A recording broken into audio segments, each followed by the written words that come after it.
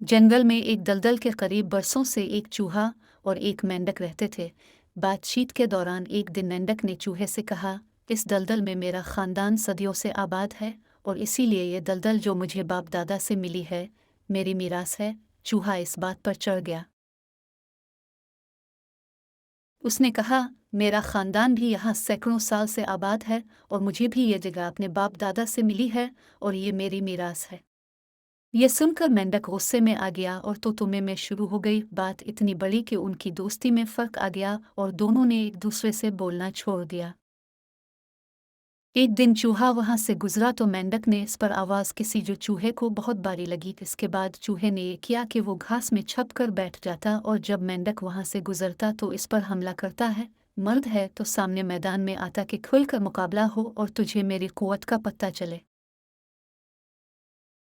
चूहे ने ये बात कबूल कर ली और दूसरे दिन सुबह ही सुबह मुकाबले का वक्त मुकर्रर हुआ। मुकर्रर वक्त पर एक तरफ से चूहा निकला, इसके हाथ में तरसिल के पौधे का एक लंबा तिनका था। दूसरी तरफ से मेंढक आगे बढ़ा, इसके हाथ में भी ऐसा ही तिनका था। दोनों ने एक दूसरे पर जबरदस्त हमला किया और फिर जरा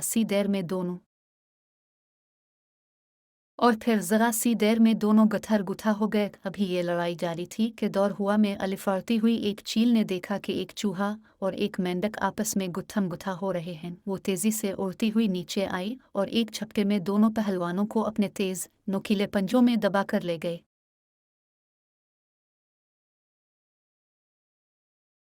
अब वहाँ चूहा है न मेंढक, दलदल अब भी मौजूद है।